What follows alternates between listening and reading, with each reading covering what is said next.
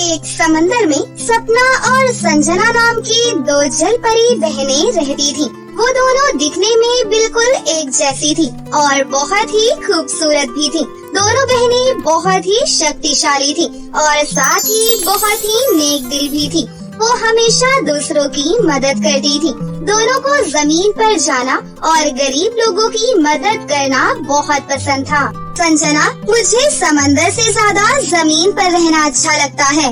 हाँ, सच में मुझे भी जमीन पर रहना बहुत अच्छा लगता है। एक दिन दोनों बहनों की मुलाकात करण और अर्जुन नाम के दो भाइयों से होती है। वो दोनों भाई बहुत ही सुंदर थे। धीरे धीरे सपना और संजना को उन दोनों से प्यार हो गया। थोड़े ही दिनों में वो दोनों बहनें उन दोनों भाइयों से शादी कर लेती हैं, जिसके बाद दोनों बहनें रानी जलपरी के पास समंदर में आशीर्वाद लेने जाती हैं। रानी जलपरी, हमने शादी कर ली है, तो अब से हम जमीन पर ही रहेंगे। आपको जब भी हमारी जरूरत पड़े आप हमें बस याद कर लेना और हम आ जाएंगे। संजना की ये बात सुनकर रानी जलपरी गुस्से में आ जाती है। क्या तुम दोनों ने इंसानों से शादी कर ली? उसके बाद मेरे सामने आने की हिम्मत कैसे हुई? जल्दी से यहाँ से वापस चली जाओ, नहीं तो तुम्हें बहुत कड़ी सजा मिलेगी। तुम दोनों ने समंदर का नियम तोड़ा है। हाँ रानी जलपरी, इन दोनों को इनके किए की सजा दो, नहीं तो बाकी जलपरियाँ भी ऐसा ही करेंगी। इसके बाद रानी जलपरी अपने जादू से उन दोनों बहनों की शक्तियाँ छीन लेती हैं। अब तुम दोनों इंसानों की तरह जमीन पर ही रहना।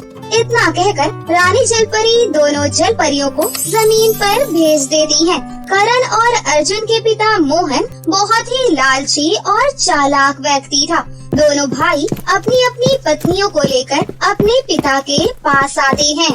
अरे तुम दोनों ये किसे उठाकर ले आए हो? पापा, हम दोनों ने शादी कर ली है और ये दोनों आपकी बहुएं हैं। अरे मैं ऐसी कोई शादी नहीं मानता। चुपचाप इन दोनों को इनके घर छोड़ कर आओ, नहीं तो तुम दोनों को घर से निकाल दूंगा। पापा, अगर ये दोनों यहाँ पर नहीं रहेंगी तो हम दोनों भी यहाँ पर नहीं रहेंगे। अरे नहीं, अगर मैंने इन दोनों को जाने के लिए बोल दिया तो ये दोनों मेरे बेटों को भी ले जाएंगी। नहीं नहीं, मुझे कुछ ऐसा करना होगा कि ये लड़कियां अपने आप यहाँ से भाग जाएं। अरे मेरे बच्चों, मैं तो मजाक कर रहा था, मुझसे आशीर्वाद नहीं लोगे क्या? उसके बाद वो चारों अपने पिता से आशीर्वाद लेते हैं। जुग जुग जियो मेरे बच्चों और अमीर अमीर बहुएं लाओ। पापा, आप ये कैसा आशीर्वाद दे रहे हैं हमें? अरे मैं तो मजाक कर रहा था, तुम दोनों मेरी हर बात का बुरा मान जाते हो। जाओ तुम लोग अंदर कमरे में जाकर आराम करो। दोनों भाई अपनी अपनी पत्नियों के साथ अपने अपने कमरे में चले जाते हैं। अगले दिन जब दोनों भाई काम के लिए घर से चले जाते हैं, तभी अरे ओ महारानी, यहाँ खड़ी खड़ी मेरा मुंह मत देखो। तुम दोनों मुझे बिल्कुल भी पसंद नहीं हो। सिर्फ अपने बेटों की वजह से मैं तुम्हें यहाँ पर रहने दे रहा हूँ। अब चुपचाप घर के कामों में लग जाओ। मोहन उन दोनों से घर के सारे काम करवाता है और उन्हें बहुत भला बुरा भी कहता है। दोनों बहनें चुपचाप घर का सारा काम करती हैं और बदले में अपने ससुर से गालियाँ सुनती हैं। लेकिन दोनों बहनें कभी भी अपने ससुर को जवाब नहीं देती। इसी तरह काफी दिन बीत जाते हैं। दोनों बहनें अब गर्भवती हो जाती हैं। जब ये बात मोहन को पता चलती है तो मोहन बहुत परेशान हो जाता है। हे ऊपर वाले, मैं तो इन दोनों को यहाँ से उठाकर बाहर फेंकने की सोच रहा था, लेकिन ये दोनों यहाँ पर हमेशा के लिए डेरा डाल चुकी हैं। अब मैं अपने बेटों के लिए अमीर बहुएं कहाँ से लेकर आऊँगा? उदास मन से मोहन जंगल की ओर चला जाता है। वहाँ मोहन को एक खतरनाक चुड़ैल मिलती है। आजा मोटे आजा, अब मैं तुझे पकाकर खा लूंगी। फिर वो चुड़ैल मोहन को कैद कर लेती है और कैद करके अपनी गुफा में ले जाती है। तभी वहाँ पर एक तांत्रिक आता है। सुनो चुड़ैल, तुम्हें शक्तिशाली और जवान बनने के लिए 2 गर्भवती जल परियों की बलि देनी होगी। उसके बाद तुम दुनिया की सबसे खूबसूरत और शक्तिशाली चुड़ैल बन जाओगी। लेकिन मैं 2 गर्भवती जल परियों को कहाँ से लेकर आऊंगी? वो तो जल परी लोक में रहती हैं और ये मेरे लिए असंभव है। अरे सुन चुड़ैल, तू एक काम कर, पहले मुझे आजाद कर, उसके बदले में मैं तेरा ये काम आसान करता हूँ। मैं तुझे 2 गर्भवती जल परियों की जानकारी दूंगा। मोहन की बात सुनकर चुड़ैल बहुत खुश हो जाती है और खुशी खुशी मोहन को आजाद कर देती है। मुझे पता है कि तुझे गर्भवती जल परी बहनें चाहिए, लेकिन उसके बदले तू मुझे क्या देगी? अगर तूने मुझे सच में 2 गर्भवती जलपरी बहनें दे दी तो मैं तुझे माला माल कर दूंगी, और अगर तूने मुझसे झूठ बोला तो मैं तुझे कच्चा चबा जाऊंगी। मैं बिल्कुल भी झूठ नहीं बोल रहा। 2 गर्भवती जल परी बहनें मेरी बहुएं ही हैं और उनके पास अपनी शक्तियाँ भी नहीं है। जा और जाकर उन दोनों को उठा ले। वैसे भी वो दोनों मुझे एक आंख नहीं भाती। तो ठीक है, मैं आज शाम को ही उन दोनों जलपरियों को लेने आऊंगी। इतना कहकर चुड़ैल अपनी शक्ति से 2 गुलाब जामुन प्रकट करती है और उससे कहती है, ये ले, इन गुलाब जामुन को तू अपनी दोनों बहुओं को एक एक खिला देना, इससे वो दोनों बेहोश हो जाएंगी।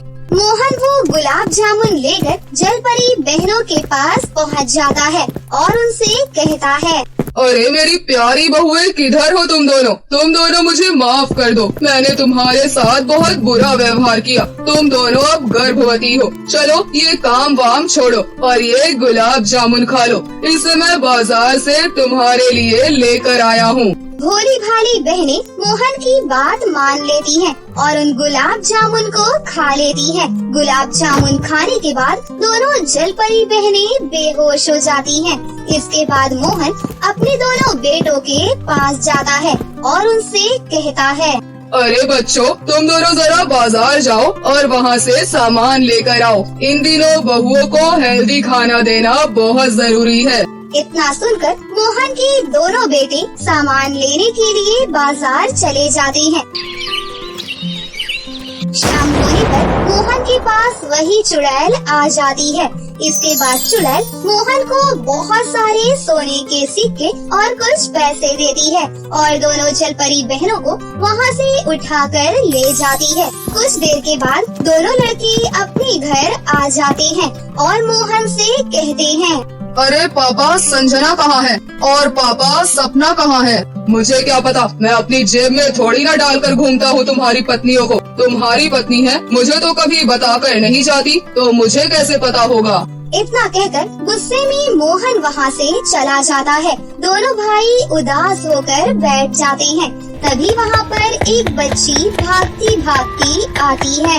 अरे भैया, अपनी पत्नियों को बचा लो भैया। आज मैं जंगल के पास अपने दोस्तों के साथ खेल रही थी तो मैंने देखा कि आप दोनों की पत्नियों को एक खतरनाक चुड़ैल अपने साथ ले जा रही थी। ये सुनकर दोनों भाई घबरा जाते हैं और गांव वालों के साथ चुड़ैल की गुफा के पास पहुंच जाते हैं। भैया, हम दोनों उन्हें कैसे बचाएंगे? अरे हाँ, मेरे पास रानी जलपरी का फोन नंबर है, मैं उन्हें कॉल करके हमारी मदद के लिए बुलाता हूँ। इतना कहकर करण रानी जलपरी को फोन करता है और उनको सारी बात बताता है। मेरा उन दोनों से कोई वास्ता नहीं है, इसलिए आगे से मुझे कभी फोन मत करना, चाहे वो मरे या जिए। इतना कहकर रानी जलपरी फोन काट देती है। वहीं दूसरी तरफ दोनों बहनों को होश आ जाता है। कौन हो तुम और तुमने हम दोनों को यहाँ पर कैद क्यों कर रखा है? मैं तुम दोनों की बलि देकर हमेशा हमेशा के लिए अमर हो जाऊंगी। मैं कब से तुम दोनों जलपरी बहनों को ढूंढ रही थी। धन्य हो उस देवता का जिसने मुझे तुम्हारे बारे में बताया। किसने बताया है आपको हमारे बारे में? अरे और कौन, तुम्हारे ससुर ने मुझे बताया। और तुम दोनों ने जो गुलाब जामुन खाए थे उसे मैंने ही तुम्हें खिलाने के लिए तुम्हारे ससुर को दिए थे, जिन्हें खाकर तुम दोनों बेहोश हो गई थी। मुझसे बड़ा राक्षस तो तुम्हारे घर में है, जो खुद अपनी बहुओं को मारना चाहता है। चुड़ैल की ये बातें सुनकर दोनों बहनें बहुत उदास हो जाती हैं। चुड़ैल दोनों बहनों को मारने के लिए आगे बढ़ती है कि तभी वहाँ पर रानी जलपरी प्रकट हो जाती है और चुड़ैल को अपनी शक्तियों से जलाकर राख कर देती है और दोनों बहनों को वहाँ से आजाद कर देती है। इसके बाद रानी जलपरी उन दोनों को गुफा से बाहर लेकर आ जाती है और मोहन दोनों बहनों को जिंदा देखकर घबरा जाता है। अरे तुम दोनों अभी तक मरी नहीं, कहाँ पर है वो चुड़ैल? पापा आप ये कैसी बातें कर रहे हैं? फिर दोनों बहनें अपने अपने पति को उनके पिता के बारे में सारी सच्चाई बताती हैं। पापा आज से हम आपके साथ बिल्कुल नहीं रहेंगे, आज से आप अकेले ही रहेंगे। इसके बाद रानी जलपरी उन चारों को लेकर समंदर में चली जाती है और बेचारा मोहन हमेशा के लिए अपने घर पर अकेला रहने लगता है। और ऐसे ही कुछ महीने बीतने के बाद दोनों जलपरियां बहुत ही सुंदर सुंदर बच्चों को जन्म देती हैं और अपने पतियों के साथ हंसी खुशी से समंदर में ही रहने लगती है।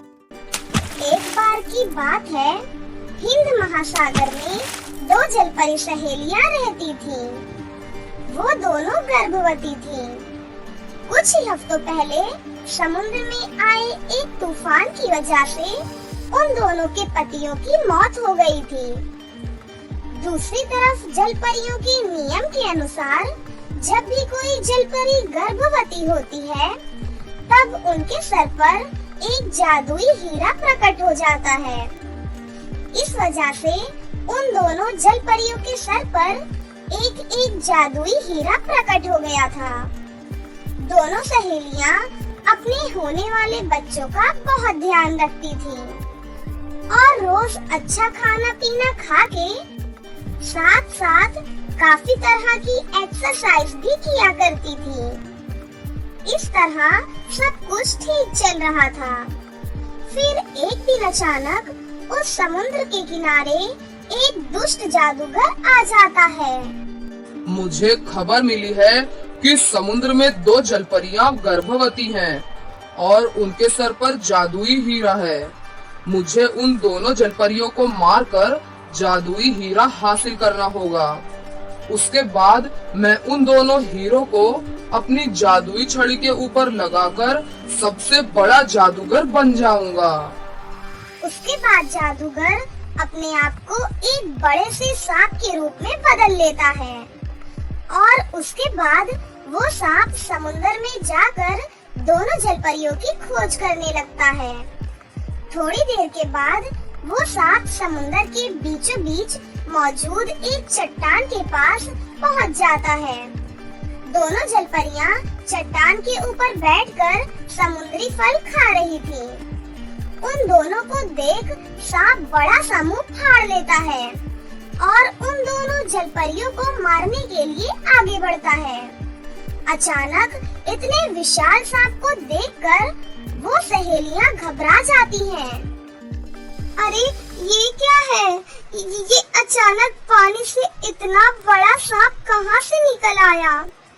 लगता है ये हमें नुकसान पहुँचाना चाहता है। हमें फौरन यहाँ से भागना होगा। उसके बाद दोनों सहेलियां अपनी जादुई शक्ति से वहाँ पर एक जादुई नाव प्रकट कर लेती हैं और उस नाव के ऊपर बैठकर वहाँ से भागने लगती हैं। ये देख सांप उन दोनों का पीछा करने लगता है, लेकिन उस जादुई नाव की रफ्तार बहुत तेज थी। कुछ ही पलों में वो समुद्र के किनारे पहुँच जाती हैं। अब तो हम दोनों समुद्र के किनारे आ गए हैं। हमारे पास भागने के लिए कोई और रास्ता नहीं है। किसी भी वक्त वो सांप यहाँ आ जाएगा। अब हम क्या करें? तभी उन्हें थोड़ी दूर पर कविता नाम की एक लड़की मछली पकड़ती हुई दिखाई देती है।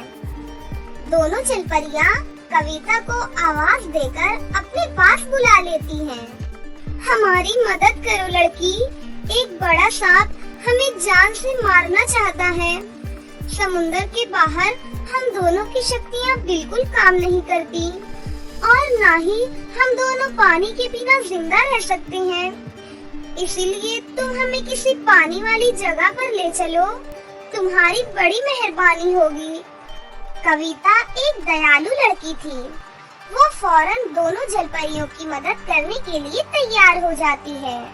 तुम दोनों चिंता मत करो, यहाँ से थोड़ी दूर पर मेरा घर है।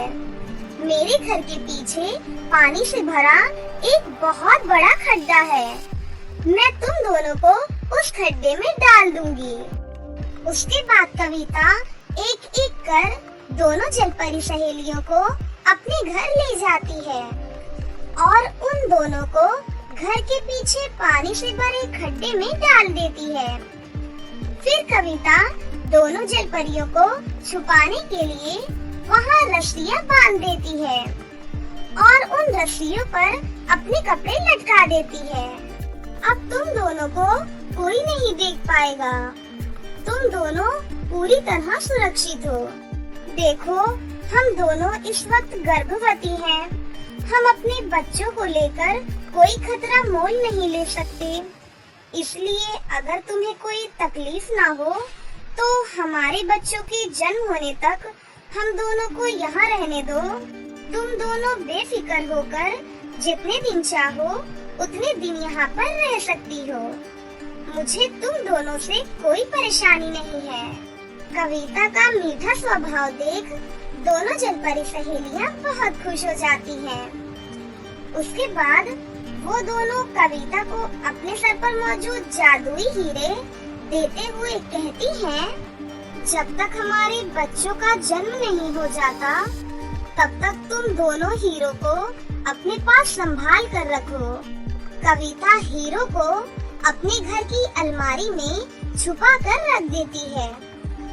फिर रात को कविता ढेर सारा स्वादिष्ट खाना बनाकर दोनों जलपरियों को खिलाती है।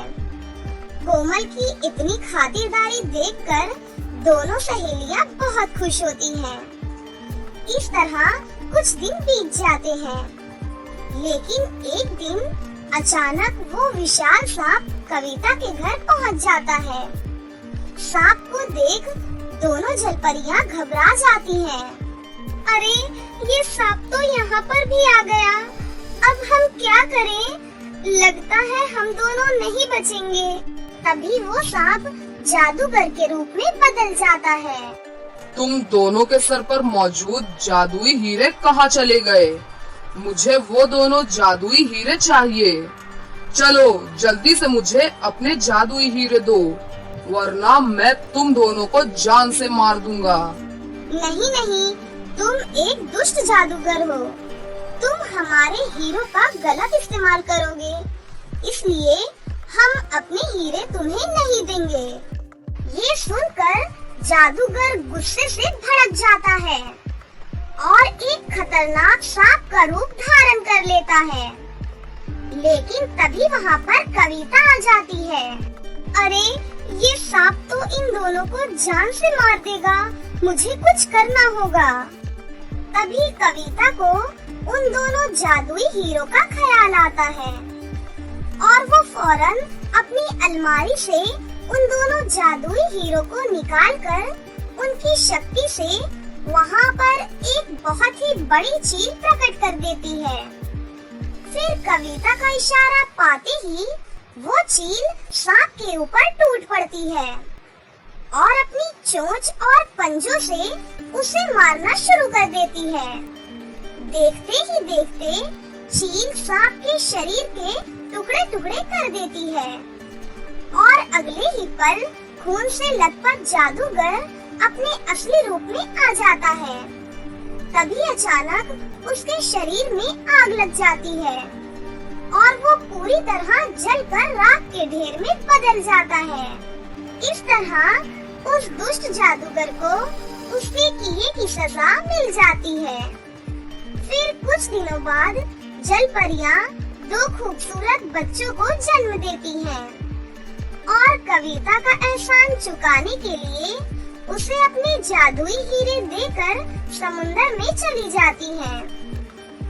फिर कविता उन दोनों जादुई हीरो की मदद से बहुत ही अमीर हो जाती है और खुशी खुशी अपनी जिंदगी जीने लगती है।